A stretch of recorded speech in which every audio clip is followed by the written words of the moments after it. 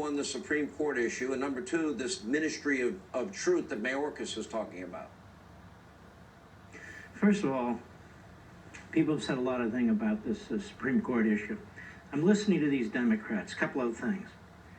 The Democrats don't believe a woman is a woman, right? Didn't they just nominate somebody and get somebody confirmed who couldn't define what a woman is without a biologist? So it's clear, if you follow their logic, which is very difficult, a woman is only a woman if she believes in abortion or gets an abortion. That is what you have to conclude from the Democrat Party. Chuck Schumer screams at the top of his lungs, which is a very ugly scene, saying that this will not stand, this will not stand. What will not stand, Chuck? The Constitution will not stand? Then I hear some of the left-wing women senators, or birthing people, or aborting people senators, I guess, they get up and they say things like, we're going to have a patchwork system. I guess they're not familiar with federalism, the 10th Amendment, and so forth.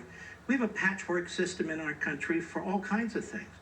Then they say, well, a woman will have to travel to a state that allows abortion under certain circumstances and so forth and so on. These are the people who are busing illegal aliens all over the country, every corner of the country, flying them, busing them, training them. It's no big deal, but apparently it's a huge inconvenience if you're going to have an abortion to go to the next door state or something like this. The Democrat Party is insane. The Democrat Party is at war with our institutions. It's destroying them. Immediately, Bernie Sanders wants to destroy the Senate and his sidekick, Elizabeth Warren, when it comes to the filibuster rule. Let me make something clear. This is not the United States of the Democrat Party. This is the United States of America, damn it. And we, the American people, have a say in what goes on in our country. Keep your damn hands off our Constitution. They say they're worried about our children. They're destroying our children's minds in our elementary schools and middle schools. They say they care about women. They're destroying women's sports, Title IX, and so forth. They don't even recognize womanhood. They say they care about citizens. They're destroying citizenship on the southern border and elsewhere.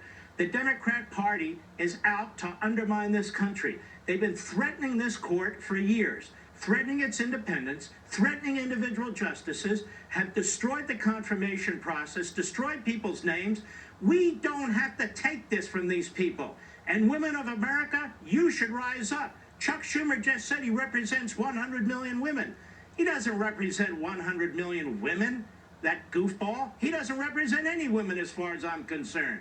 And this whole thing seems contrived to me. Have you noticed how well organized it is? They get their leaker. The guy puts out the first draft. All of a sudden, people are showing up like they're coming right out of the woods. They show up, they got their contrived signs, they got their talking points, and one other thing that's very, very important. Joe Biden said today, Schumer said today, these legal analysts have said today, this will destroy marriage, same-sex marriage. Have they read the opinion? This is in the opinion. Unable to show concrete reliance on Roe and Casey themselves, the Solicitor General, meaning the lawyer for the government, suggests that overruling those decisions would threaten the court's precedents, holding that the due process clause protects other rights. This is not correct for reasons we've already discussed. As even the Casey plurality recognized, abortion is a unique act because it terminates life or potential life. Abortion is inherently different from marital intimacy, marriage, or procreation. And they say, we want to make abundantly clear, we're not touching any other rights, because they know about the demigods in the media and so forth. What happened to Ginsburg? Why don't they quote her in the 1992 New York University Law Review article? Roe halted a political process that was moving in a reform direction and thereby, I believe, prolonged divisiveness and deferred stable settlement of the issue. Here's what's going on. There is no federal constitutional right to abortion, period.